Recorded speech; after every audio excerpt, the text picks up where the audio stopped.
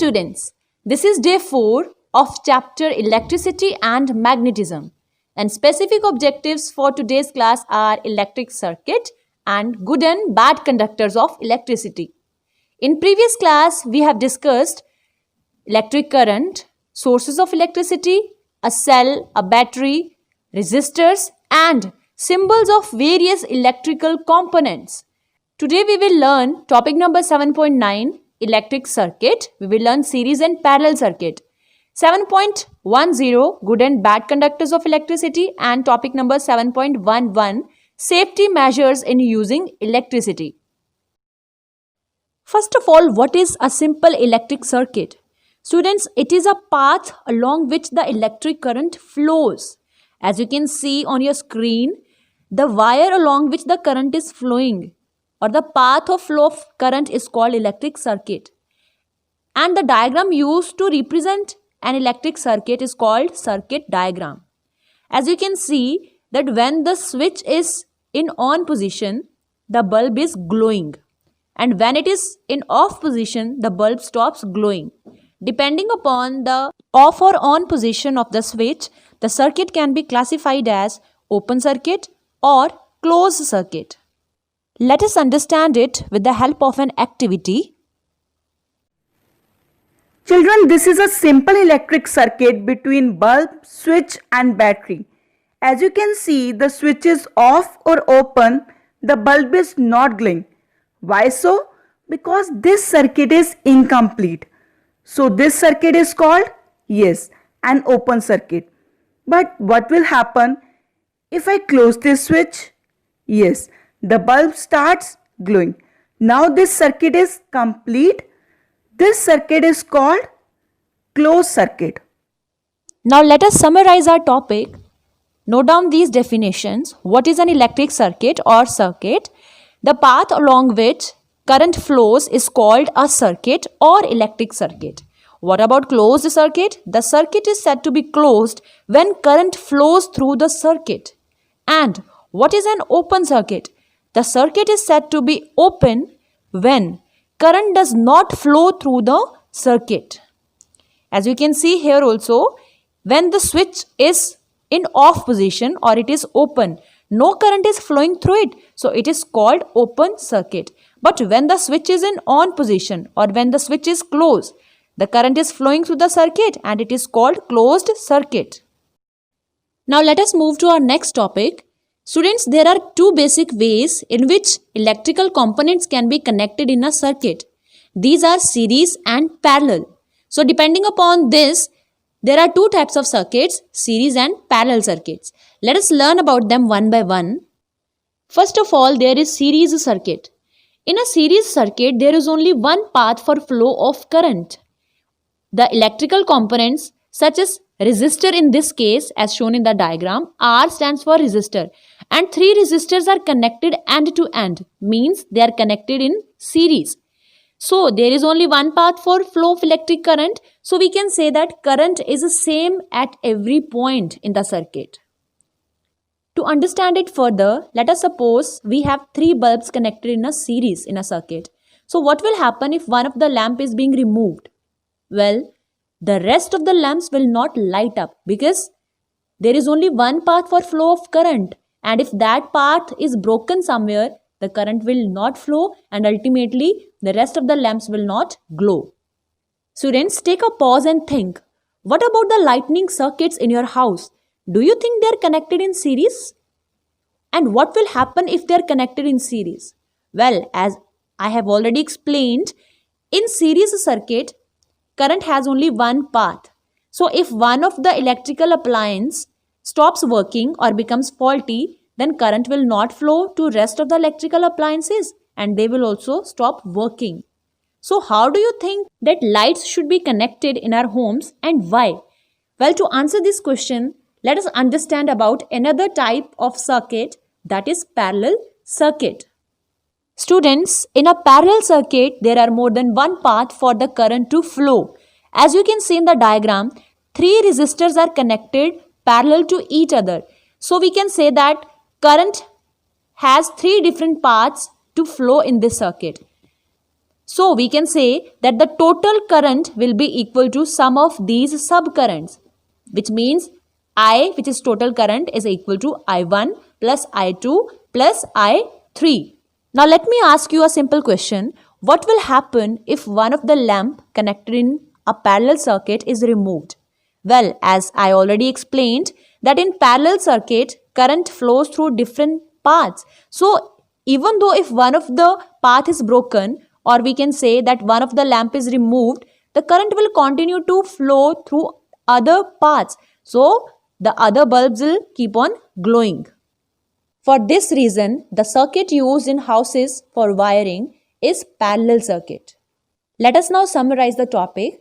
A series circuit has only one path for the current to flow, and the current is same throughout the circuit in a series circuit.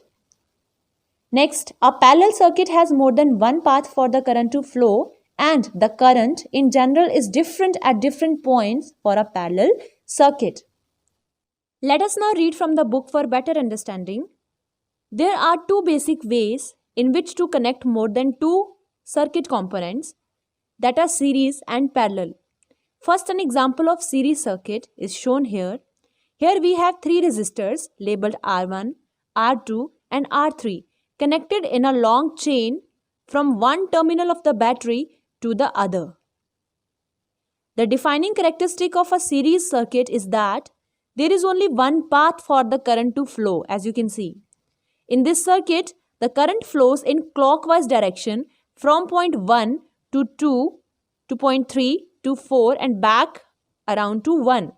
This shows a clockwise direction of flow of current in a series circuit. Next, now let's look at another type of circuit, a parallel configuration. Students, here also we have three resistors and they are connected in different way. There's one path from 1 to 2 to 7 to 8 and back to 1 as shown here. And another path is from 1 to 3 to 6 to 8 and back to 1. This is the second path. And third path is from 1 to 4 to 5 to 8 and back to 1 again. So there are three different paths and each individual path is known as a branch. It is written here. The defining characteristic of a parallel circuit is that all components are connected between the same set of electrically common points, means across the same battery. Looking at the schematic diagram, we see that points 1, 2, 3 and 4 are all electrically common. So are the points 8, 7, 6 and 5. Means these points are connected to positive terminal of the battery and these points are connected to negative terminal of the battery. Note that all resistors as well as the battery are connected between these two sets of points. Students, next topic is conductors and insulators. Any material that allows electric current to pass through it is called a conductor. And examples include metals like copper, aluminium and steel. As they can conduct electricity, so these materials are used in electric wires so that they can carry electricity. Now, what are insulators? The materials that do not allow electric current to pass through them are called insulators. For example, protective coating of wires is made up of insulators to protect us from any electric shock. Examples of insulators include plastic, rubber, glass, cloth and wood. Let us now read from the book for better understanding. Good and bad conductors of electricity. Conductors. These are the substances which easily allow the passage of electricity through them. These materials have large number of free electrons and offer a small opposition to flow of current through them. The opposition offered to flow of current by an ideal conductor is 0 and it increases with rise in temperature in metals. So temperature is a factor which affects the conductivity of a substance. Some conductors are silver. In fact, silver is the best conductor of electricity. Copper, aluminium, etc. Mostly Metals are good conductors of electricity. In case of alloys of metals such as nichrome, manganese or constantan, of which the heating elements are made, such as in room heaters, opposition is more than that of metals. It means they resist electric current and produce heat. Next is insulators or bad conductors. These are the substances which have practically no free electrons. Underline this, and offer a high opposition to the flow of current through them. Or simply we can say the substances that do not allow electric current to pass through them are known as insulators. The opposition offered to flow of current by an insulator is infinity and decreases with the rise in temperature. Mica, rubber, glass, porcelain are some examples of insulators. Conductors and insulators are equally important for us. Switches, electric plugs, and sockets are made up of conductors, and they are covered by plastic or mica for insulation to prevent us from any kind of electric shock. Now let us discuss some electrical safety measures that we should take while working with electricity.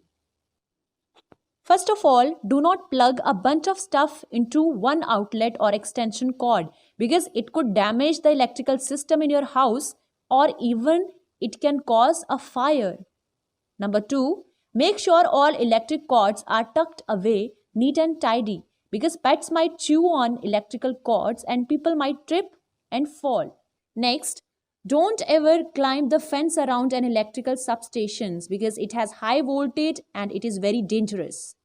Don't yank an electrical cord from the wall because pulling on a cord can damage the appliance, the plug, or even the outlet. Apart from this, always fly your kite far away from power lines or substations because the kite and the string may conduct electricity, sending it right through you to the ground.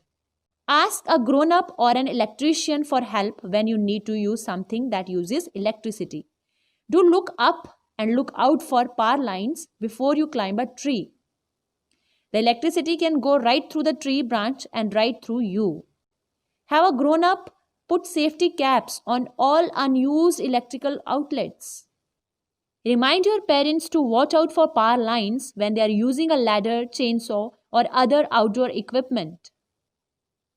Keep electrical stuff far away from water because it is a good conductor of electricity. Most electrical accidents around the house happen when people use electricity near water. Students, you must be able to answer all these questions now. Define conductors and insulators. What is meant by an electric circuit? What are the series and parallel combinations and what is their practical utility? What are resistors? Draw series and parallel combinations of resistors. What are safety measures in using electricity? Note down all these questions and revise properly. Thank you.